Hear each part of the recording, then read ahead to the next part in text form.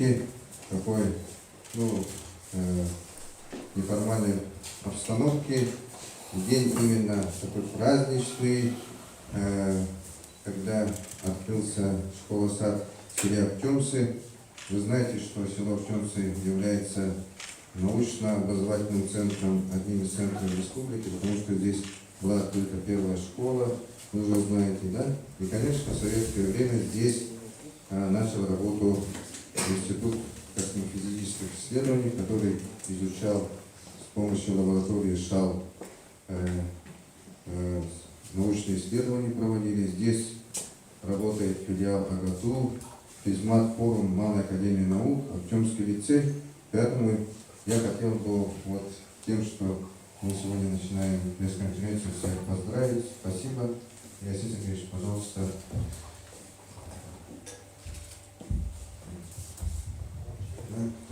Ну, первый вопрос, наверное, Сергеевич, у нас школа, да? Поэтому связанные, наверное, с образованием. Поэтому у кого вопросы? Ирина Ольгерова, ГТРК, Саха, пожалуйста.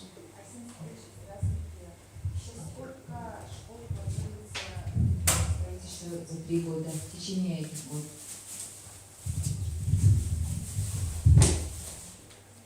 Добрый день, еще раз. Так, на самом деле, как Соня сказала, мы достаточно давно не виделись в силу всяких ковидных ограничений. Ну, не скажу, что ковид у нас исчез, так, но вместе с тем уже сейчас появилась все-таки возможность определенно встречаться. Тем более сегодня такой замечательный день. Мы сегодня сдали, на мой взгляд, лучшую школу в сельской территории нашей республики. Да и вообще, наверное, кроме Якутска, такой школы у нас на территории именно такого качества, как не просто стройки, но и именно подхода к формированию школьных пространств, школьных и целостных пространств, начиная с прилегающей территории этой школы, как она сделана, да, она сделана реально лучше всех в республике. Даже в городе, ну, в городе, понятно, в городе из-за пространств, из-за скучности нет возможностей, но в целом вот эта школа сделана просто на очень высоком уровне. Еще раз, архитектурные, дизайнерские решения как раз с точки зрения удобства детей, школьные мебели.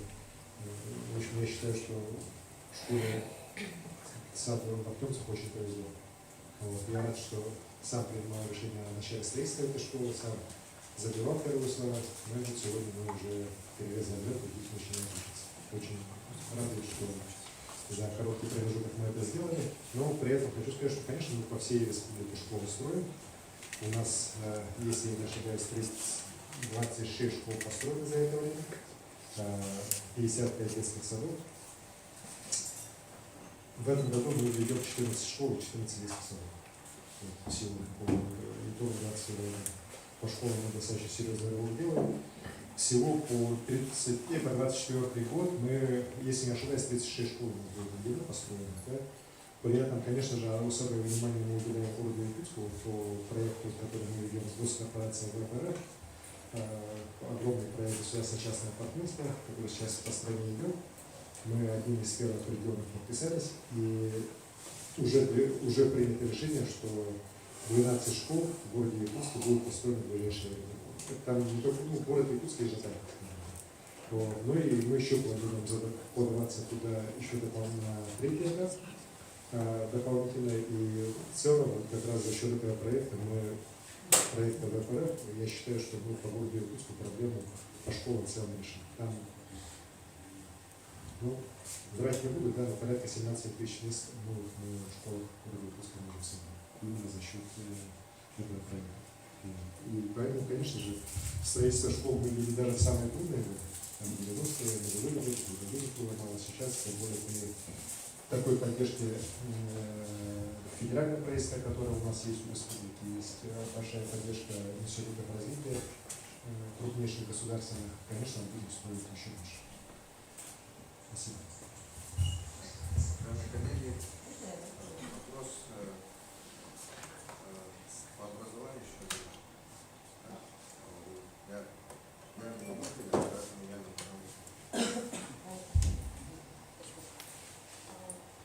Ну, вначале да, наверное, ну, образование, да, а на самом деле не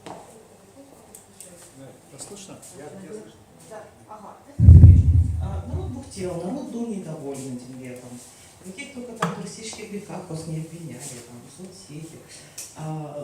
Но мы с вами, собственно, практически по всем районам, по лесным пожарам ездили, отрабатывали на местах. Я видела, как вы работаете, как вы общаетесь с людьми, как люди у вас живут,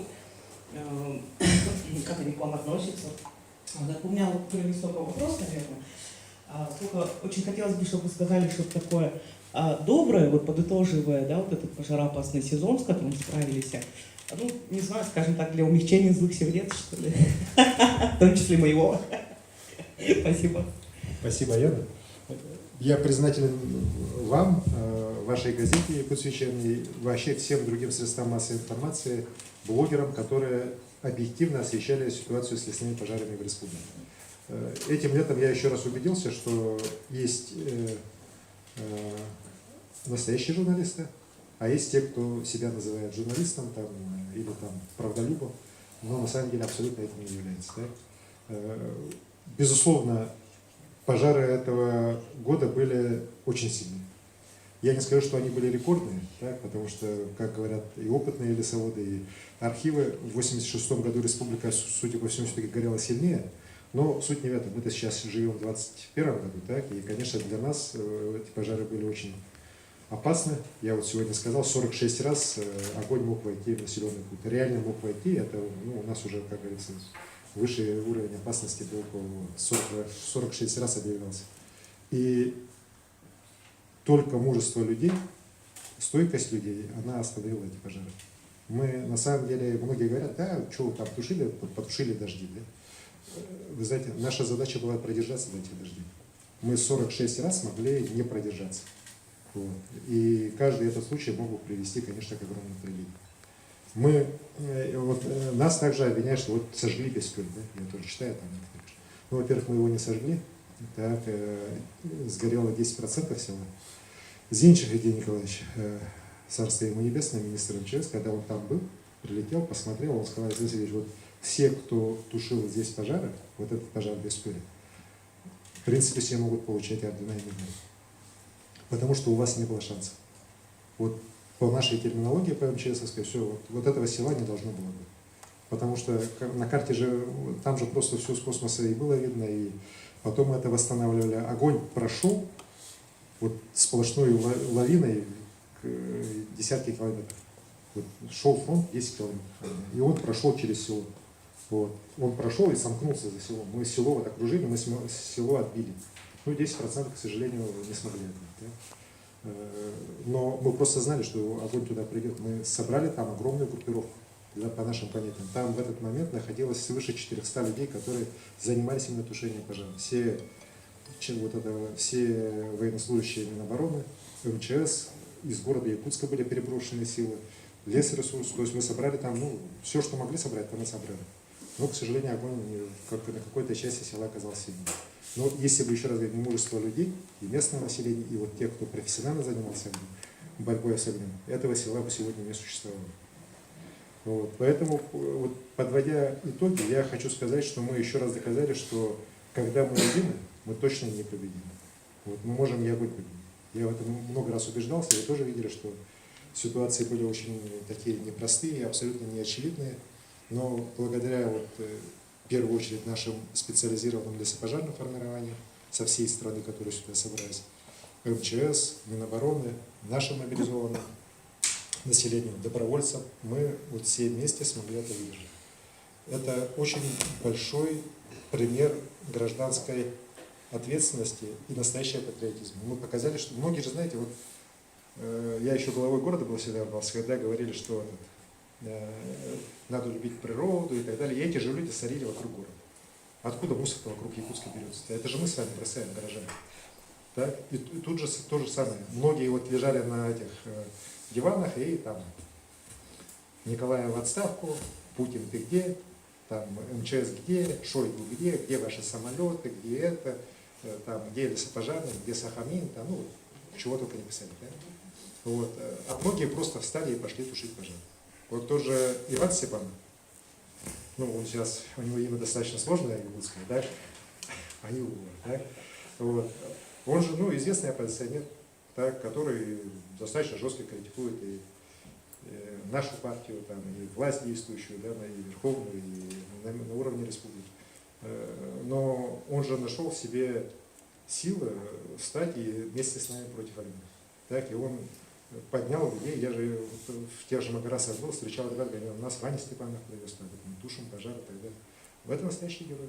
Вот. И меня спрашивают, а как это вы наградили Ивана Степанова, там, да, одно из государственных наград республики? Как я его могу не наградить, если это человек, который реально боролся с огнем, воевал с огнем на передовой? И это пример вот как раз гражданской ответственности, когда человек встает над, знаете, сиюминутными политическими там какими-то вещами и идет спасать родную природу. Вот этих людей я уважаю. Вот когда эти люди меня там что-то критикуют, советуют, говорят, что ты где-то не прав, я их слушаю. А когда, знаете, вот там или в ТикТоках сидят там некоторые наши коллеги, да, что-то показывают, что некоторые там пишут. Многие же чем себя занимались? Писали доносы, реально доносы. Вот то-то тут не так сделали, и в итоге что у нас там этих лесники вместо того, чтобы тушить пожары, на какой-то стадии начали ходить в прокуратуру. Ну, мы же тогда, я был вынужденный заместителем генерального прокурора, поговорить с прокурором, но они все поняли, сразу вот это своих там ретивых на местах людей остановили, и процесс, ну, не стали мешать. А реально это же отсюда писали. Это вот не Минприрода, как все думают, да, Минприрода, мы очень быстро разобрались с вопросом, еще в начале войны. А вот это с места оттуда нас писали, что вот они там плохо тушат, кто не делает, это не делает, и пошло по. Вот поэтому заключение, чтобы было позитивно, да, коллеги, мы в этот пожароопасный период народ Якутии многонациональный показал, что он может сплотиться. И вот это чувство единения, чувство сплочения нельзя терять. Нас же сейчас все время пытаются растащить, знаешь, по любому поводу и без повода. Но мы показали, что когда вот мы можем объединиться, мы можем самые тяжелые вещи выдерживать и даже побеждать огонь.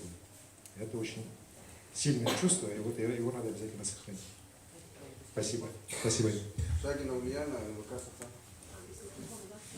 Добрый день. Ну, продолжая тему пожаров, тему экологии, да, которая